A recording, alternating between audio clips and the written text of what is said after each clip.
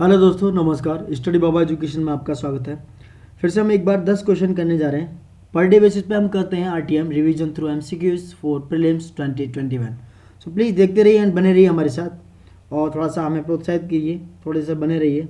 थोड़ा सा तो मेहनत हम करें, थोड़ा सा आप भी कीजिएगा इस। So let's start without wasting our time. Question number 141 with reference to about Vinayak Damodar Savarkar, consider the following statement regarding Vinayak Damodar Savarkar. First one is in Bombay, Savarkar founded the Abhinav Bharat society, यानी कि बॉम्बे में सावरकर जी ने founded किया था Abhinav Bharat society. Second is in his book the history of the war of Indian independence Savarkar wrote about the guerrilla warfare. उन्होंने अपनी book जो Indian independence है उसमें गोरिल्ला वॉरफेयर के बारे में लिखा है। इट ट्रिक्स यूज इन 1857 सिपाही म्यूटनी। उन्होंने कहा कि ये जो ट्रिक है 1857 की जो सिपाही म्यूटनी हुई थी उसमें क्या हुआ, इसका यूज हुआ था। He founded the two nations theory और in his book Hindutva calling.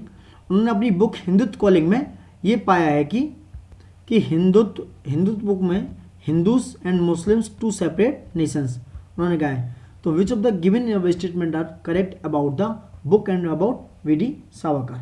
तो लिटिल बिट अबाउट। बॉर्न हुए थे 1883 in Bhagur, a city in Maharashtra Nashik. Maharashtra के नासिक डिस्ट्रिक्ट में है, वहाँ पे ये इनका जन्म हुआ था। और टीनेज में इन्होंने क्या किया, एक ऑर्गेनाइजेशन शुरू की, इसका नाम था Mitra Mela. The organization was put into place to bring in national and revolutionary idea. Mitra Mela जो थी उसमें रिवोल्यूशनरी आइडियाज लिए जाते थे। He was against foreign goods and propagate the idea of swadeshi. वो इसके अगेंस्ट थे। In 1905 he burn all the foreign goods in a bonfire in Dussehra and he championed atheism and rationality and also disapproved orthodox Hindu belief. In fact, he even dismissed cow worship as superstitious. तो थोड़ा सा और भी explain करता हूँ इसके बारे में। In Pune Savarkar founded the Abhinav Bharat society. Pune में सावरकर जी ने अभिनव भारत सोसाइटी को फाउंडेड किया। And second is the history of the war of Indian independence Savarkar wrote about the guerrilla war. उन्होंने गोरिल्ला वॉर के बारे में लिखा, किसमें, अपनी पुस्तक में। तो second is right and third is right answer, first is wrong answer. More things about all of these Savarkar ji. So next explain करेंगे। So B is the right answer about Savarkar ji.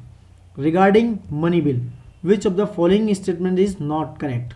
Correct और नॉट करेक्ट पे भी ध्यान रखने वाली बात है। तो first one is a bill shall be deemed to be money bill if it contains only provision related to imposition, abolition, remission, alteration or regulation of any tax. Second is a money bill has provision for the custody of the consolidated fund of India or the contingency fund of India. Third one is a money bill is concerned with appropriation of monies out of the contingency fund of India. And D is the last option, a money bill deal with the regulation of borrowing of money or giving of any guarantee by the government of India. Which statement correct about the money bill? Article 110 यानी कि article 110 about the definition of money bill. For the purpose of this chapter a bill shall be deemed to be money bill if it contains only provision dealing with all और any of the following matters like imposition, abolition, remission, alteration और regulation of any taxes. तो that is C is the right answer about the not correct पूछा उसमें। That is not correct, that is correct, first is correct, second is correct, C is not correct because money bill is not concern the appropriation of money out of contingency fund of India and the appropriation of money out of the consolidated fund of India not contingency, यानी कि इसको consolidated fund of India से appropriate कर सकता है contingency से। तो C is the right answer about the money bill is talking about not correct. Question is talking about not correct. तो C is not correct. All are three. A, B, D is correct. Consider the following statement, यानी कि Aadhaar card can be use as a proof of citizenship और domicile. Second is once issue Aadhaar number can not be deactivated और omitted by the issuing authority. Which statement correct about Aadhaar card? तो guys दोनों, यानी कि neither first not to, दोनों ही गलत हैं इसमें। बिकॉज आधार इज नॉट, अगर बात की जाए not a proof of citizenship, वो प्रूफ नहीं है सिटीजनशिप का। Because Calcutta high court has decision because Aadhaar card is not proof. Second is because UADI जो है वो अपडेट किया policy version 2.3.1, it's available on the official website but it has the provision for deactivation of Aadhaar which can be access from the given link, उसको आप deactivate भी कर सकते हैं। सो that is wrong, that is wrong. So answer is D, neither 1 nor 2. Next question guys, consider the following statement about Aadhaar metadata cannot be stored for more than 3 months.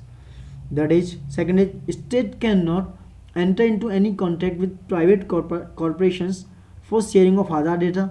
Third is Aadhaar is mandatory for obtaining insurance product. Fourth is Aadhaar is mandatory for getting benefits funded out of the consolidated fund of India, यानी consolidated fund of India से आप कुछ भी करते हैं तो क्या है, आपको आधार मैंडेटरी है. तो guys first is wrong, because Aadhaar authentication data can't be retained beyond 6 month. आप उसको 6 महीने के बाहर यानी कि 6 महीने तक आप रिटेन नहीं कर सकते.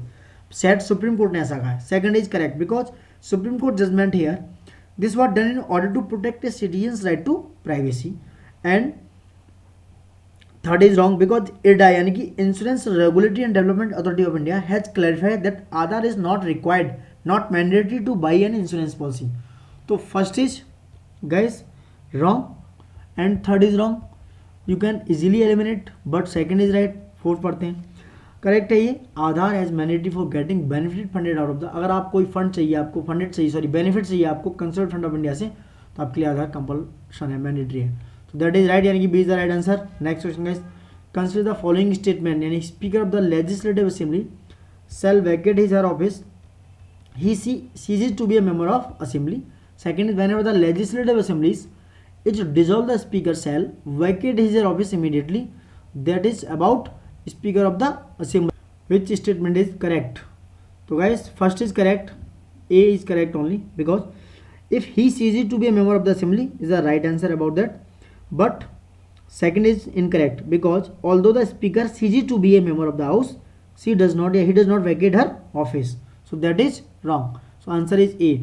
Next question, consider the following statement with reference to the public interest litigation in India. PIL के बारे में. It was introduced by Dr. B.R. Ambedkar, the independent India's first Minister of Law and Justice. Second, a PIL may be filed against state government, central government, municipal authority, not any private party. So which statement is correct about PIL? So guys, first is wrong because it was not introduced by Dr. B.R. Ambedkar. It was introduced by Justice P.N. Bhagwati. So that is wrong. Second is right. Parties against whom PIL can be filed. A PIL may be filed against the state government, central government हो सकती है, municipal authority हो सकती है, not any private party. But problem यहाँ भी अगर private person जो है, it may be included in PIL as respondent after consent of state authority. That is a private factory in Mumbai, yeah, that is causing pollution, then public interest litigation can be filed against government of Mumbai. But state pollution central board, including that private factory of Mumbai. So अगर इस case में है तो उसके खिलाफ भी PIL की जा सकती है. तो second is right, answer is B.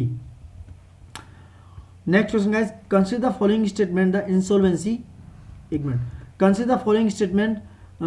तो the insolvency and bankruptcy board of India was established in 2016 under the Insolvency and Bankruptcy Code 2016 code. Second is the IBBI and Insolvency and Bankruptcy of Board of India covers individuals, companies, limited liabilities, partnership and partnership firm. Which statement is correct about the IBBI? तो guys, Insolvency Bankruptcy Board of India जो है वो regulate करता है overseeing insolvency proceeding entitled like जो insolvency professional agencies हैं, insolvency professionals हैं and information utilities in India के बारे में. ये एस्टेब्लिश किया गया था 1 October 2016 and given statutory powers through the insolvency and bankruptcy code was passed by Lok Sabha on 5 May 2016. It cover individual companies, limited liability partners, LLPs and partnership firms. So that both are right answers. So C is the right answers about the IBBI. C यानी कि both one and second. The Indian innovation index 2020 was release by. तो ये Indian innovation index की बात कर रहा है. That is release by, very easy question, तो that is release by NITI Aayog. तो नीति आयोग से Indian innovation index has been release. Performance of various states, Karnataka is the first, Maharashtra second, Bihar was featured in the bottom of the list. तो Karnataka is the most innovative and Maharashtra पाइप Tamil Nadu second और Tamil Nadu third. Index attempt करता है extensive framework for the continuous evolution the innovation environment of state, union territories, ranking of state निकालता है, union territory निकालता है, recognise करता है अपॉर्चुनिटी या चैलेंजेस क्या क्या है. तो that's all about Indian innovation index. So that is C, यानी कि नीति आयोग इसको रिलीज करता है. Consider the following statement regarding secured overnight finance rate SOFR is a secured interbank overnight interest rate and reference rate. That talking about SOFR. Second is SOFR is based on the treasury repurchase market, यानी कि जो repo होते हैं, treasury loan और borrowed overnight. Which statement correct about the SOFR, यानी कि secured overnight finance rate. So both are right answer about that SOFR, यानी कि C is the right answer because secured overnight finance rate SBI does deals using it, and SOFR is a secured interbank overnight interest rate and reference rate. It is based on treasury repurchase market. उसे repo rate पर treasury market क्या करते हैं, उसको repurchase करते हैं, and treasury loan और borrowed overnight, जो treasury loan होते हैं उसको overnight borrow कर लेते हैं. That's about SOFR. Last question of the day guys, 150 question है.